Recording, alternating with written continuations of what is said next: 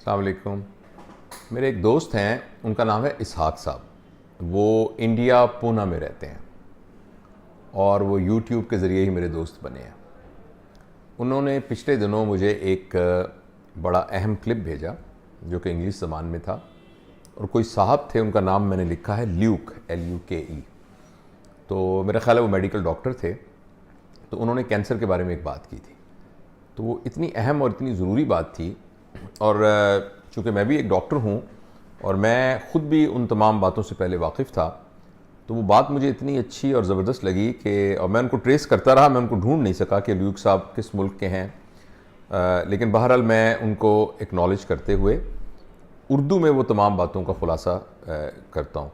तो वो चूँकि एक कॉमन बातें हैं और वो तमाम लोग जो मेडिकल प्रोफेशन से ताल्लुक़ रखते हैं उनको इन बातों का पता है, और इन बातों का पता तमाम लोगों को होना चाहिए, चाहे वो डॉक्टर ना भी हो। वो ये है कि एक बीमारी है कैंसर, जो कि बहुत ही खौफनाक बीमारी है और जिसका नाम सुनते ही एक डर और खौफ तारी हो जाता है, एप्रीहेंशन तारी हो जाती है। वो वीडियो उसके बारे में थी। देखें, कैंसर ये है कि हमारे जिस्म के जो अपने सेल हैं वो सारे एक स्पीड के साथ बढ़ते हैं, ग्रो करते हैं। वो टूटते फूटते रहते हैं, नए बनते रहते हैं, मगर ये टूटने फूटने का निज़ाम और नए बनने का निज़ाम एक तरतीब के साथ होता है। और जब वो एक ख़ास हद तक ग्रो कर जाते हैं तो वो उसके बाद उनका बढ़ना रुक जाता है। जैसे अगर आप यहाँ से कट लग जाए तो वो दोनों किनारों से सेल बढ़ते जाएंगे, जब वो आपस में मिलेंगे तो वो फिर रुक जाएंगे।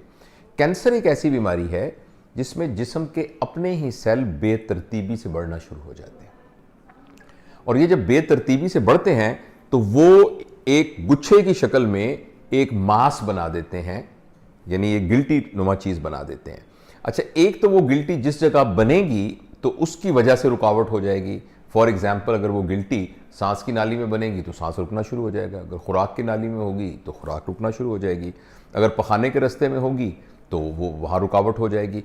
इसके अलावा वो जो सेल चूँकि नॉर्मल मेच्योर सेल नहीं होते, लिहाजा वो उनको थोड़ा सा उन पर चोट लगे तो उसमें से खून भी निकलना शुरू हो जाता है। लिहाजा अगर वो पखाने के रास्ते में रसौली होगी तो पखाने में खून आना शुरू हो जाएगा, अगर मसाने में होगी तो मसाने में खून आना शुरू हो जाएगा। एक तो ये मसला होता है। दूसरा ये मसला होता है कि वो वहाँ से सेल टूट के खून के ज़रिए, और बाज़-औक़ात एक और नालियाँ होती हैं जिस्म में जिनको लिम्फेटिक्स कहते हैं, उनके ज़रिए, या खुद ब खुद आगे बढ़ते हुए इर्द गिर्द के और आज़ा को भी मुतासिर करना शुरू कर देते हैं। यानी ये मुमकिन है कि किसी को छाती का कैंसर हो और उसकी जड़ें जो हैं वो वहाँ से निकल कर फेफड़ों में चली जाएं, या उसकी जड़ें वहाँ से निकल कर हड्डियों में चली जाएं, और जब वो जड़ें वहाँ पहुँच जाती हैं, जिनको मेटास्टेसिस कहते हैं या सेकेंडरीज कहते हैं, तो वो वहाँ जाकर के भी उसको तबाह करना शुरू कर देती हैं। तो एक तो दो बातें यही, और तीसरा ये होता है कि कैंसर के सेल कुछ ऐसे मादे भी पैदा करते हैं जो जिस्म के बाकी कामों को, बाकी अफ़आल को मुतासिर करना शुरू कर देते हैं। जिसकी कुछ ऐसे मादे पैदा होते हैं जिसकी वजह से भूख लगना बंद हो जाती है, कुछ ऐसे मादे पैदा हो जाते हैं जिसकी वजह से जिस्म के बहुत सारे अज़ा को कमज़ोरी होनी शुरू हो जाती है, और अगर इनका इलाज न किया जाए तो आखिरकार ये जानलेवा साबित होती है।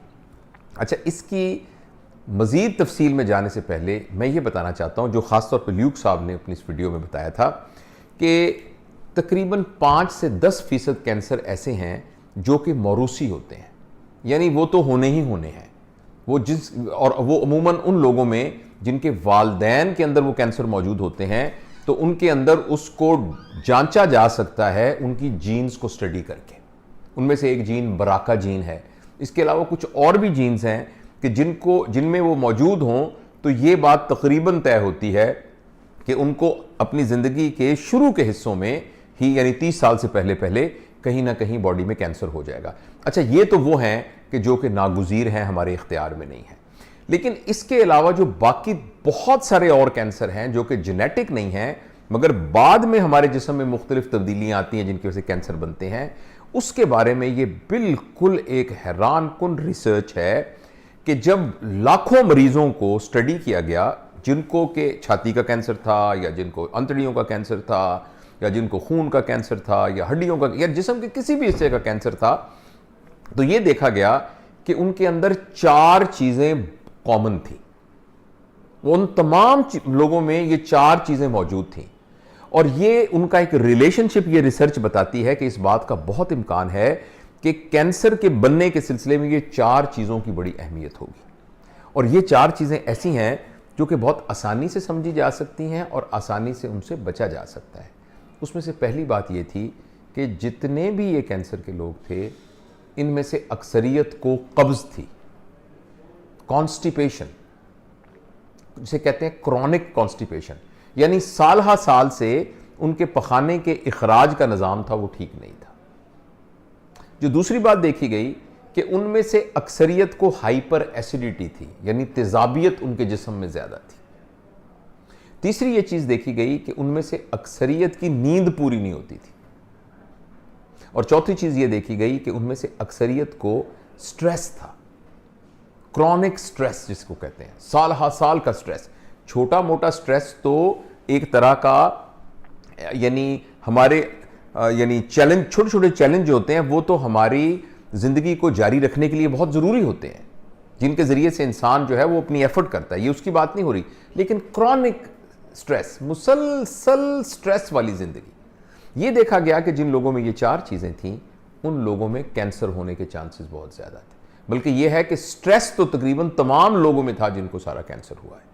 तो इसलिए इस बात की बहुत ज़रूरत है कि अगर किसी को कब्ज़ रहती है तो अपनी कब्ज़ का इलाज करे। और कब्ज़ के इलाज में अगर कोई स्पेसिफिक बीमारी ना हो तो अक्सर इसका ताल्लुक हमारे खाने पीने की आदतों से, हम क्या खाते हैं, कितना खाते हैं, किस टाइम पर खाते हैं, और कितनी जंक फूड खाते हैं और कितनी हम ऑर्गेनिक फूड खाते हैं, बहुत दफ़ा इसका ताल्लुक इससे होता है। इसी तरीके से एसिडिटी, इसका ताल्लुक भी हमारी खुराक से और हमारे स्ट्रेसफुल लाइफ के साथ है। और तीसरी जो हमारी स्लीप है, ये भी हमारे लाइफस्टाइल से मुतल्लिक है कि अगर हम प्रॉपर एक्सरसाइज नहीं करते, हमारा उठने बैठने का टाइम जो है वो जागने का और सोने का टाइम मुकर्रर नहीं है, इसी तरीके से हमारा खाने का टाइम मुकर्रर नहीं है, और बाज़ औक़ात हम काम में हर वक्त काम करते रहते हैं, और या हम फजूल एंटरटेनमेंट के नाम पर फजूल चीज़ों के अंदर अपना टाइम बर्बाद करते हैं, जिसकी वजह से हमारी नींद डिस्टर्ब होती है। तो ये सारी चीज़ें भी कैंसर के होने वाले मरीजों में कॉमन देखी गई हैं। और जहाँ तक क्रॉनिक स्ट्रेस का ताल्लुक है, क्रॉनिक स्ट्रेस को तो जितनी जल्दी हो अपनी ज़िंदगी से निकालना चाहिए। इस सिलसिले में बहुत सारे तरीके हैं, उसमें मैं भी अर्ज़ करता रहता हूँ वीडियो के मुख्तलिफ वीडियोज़ में, और आप कहीं भी सेल्फ़ हेल्प की किताबें मौजूद हैं, सेल्फ़ हेल्प की, और इसी तरीके से लिटरेचर मौजूद है, रिलीजियस प्रैक्टिसेस हैं, एक्सरसाइजेज हैं, आपकी अपनी फैमिली के साथ अपने रिलेशंस को स्ट्रॉन्ग करना है और फारग वक्त गुजारना है, नेचर के साथ वक्त ज़्यादा गुजारना है। ये वो तमाम चीज़ें हैं जो कि स्ट्रेस के लेवल को कम करती हैं। तो इस छोटी सी वीडियो के तहत मैं असल में ये मैसेज देना चाहता हूँ कि ये वो 4 चीज़ें हैं जिन पर हम मेहनत करके अपनी ज़िंदगी से इनको निकाल सकते हैं, या आहिस्ता आहिस्ता इनकी कंट्रीब्यूशन जो हमारी हेल्थ में है उनको हम कम कर सकते हैं। और अगर हम ऐसा कर लेंगे तो कैंसर से बचाव मुमकिन हो सकेगा।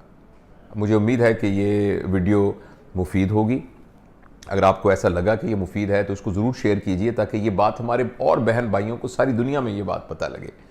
और दूसरी बात यह है कि मैं इस चैनल के थ्रू कोशिश करता हूँ कि मैं जो कुछ मैंने ज़िंदगी गुजारी है और जो भी मेरा छोटा मोटा हम्बल सा एक्सपीरियंस है, उसको मैं दुनिया में बसने वाले सारे अपने प्यार करने वाले और जिनसे मैं प्यार करता हूँ, क्योंकि हम सारी दुनिया में कहीं भी बसते हैं, हम एक ही कुंबा हैं, तो हम उन तमाम मोहब्बत करने वालों से अच्छी बातें शेयर करें। तो अगर आपने ये चैनल सब्सक्राइब नहीं किया तो उसको सब्सक्राइब कीजिए, ताकि ये तमाम बातें हम शेयर कर सकें। तो मैं इसहाक साहब का भी शुक्रिया अदा करता हूँ जो पूना में रहते हैं, कि जिनकी वजह से ये वीडियो मैं अपलोड कर रहा हूँ। Thank you.